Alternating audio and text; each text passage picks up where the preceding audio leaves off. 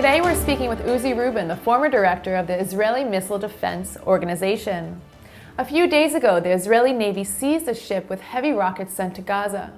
When you take this threat from Iran and other countries, the rockets and missiles, how well is Israel defended against these threats? Defense is always a compromise between affordability and need.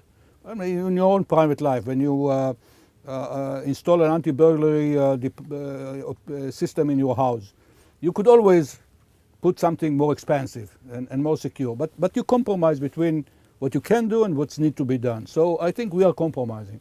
It's always never a perfect protection. But let me say, compared to what we were 10 years ago, we're in compared to where we were in the Second Lebanon War, we're in a slightly better shape. Remember, Second Lebanon War, they just fired 4,000 rockets at our north, and we could do nothing about it. But some experts say the enemy knows that the sources are limited and they will start an attrition war and send thousands of missiles, and we won't be able to defend ourselves. I don't think that anyone plans for defending against every single rocket and missile that is fired.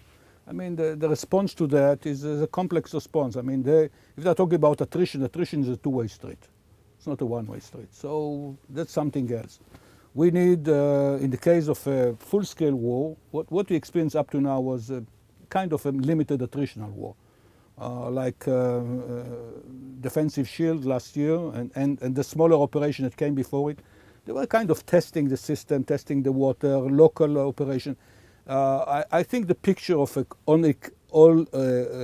full-scale, all-inclusive war takes into account the firing of thousands of rockets per day, not only against civilians, but now with accuracy coming into the play against military targets, because rockets are becoming military valuable. Up to now they were just terror threat.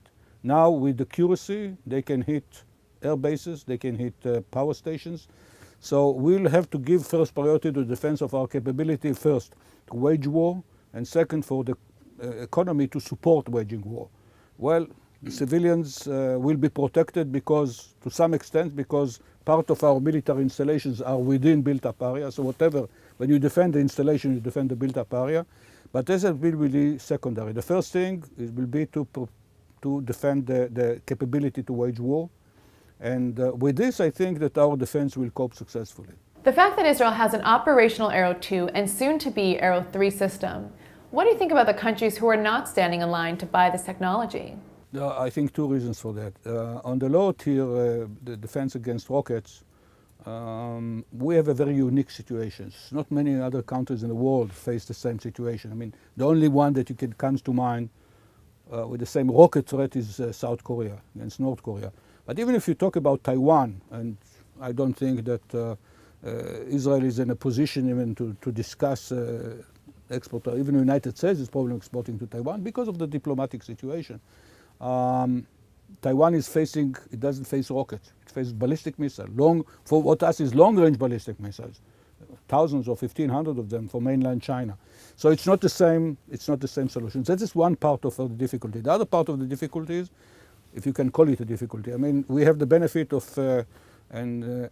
cooperating with the United States. And most of our programs are joint programs. Joint programs is a great boon to Israel. I mean, I'm thankful to the United States people, Congress and President for firmly supporting Israel missile defense. But on the other hand, it's a partnership. We are not independent in taking our decisions.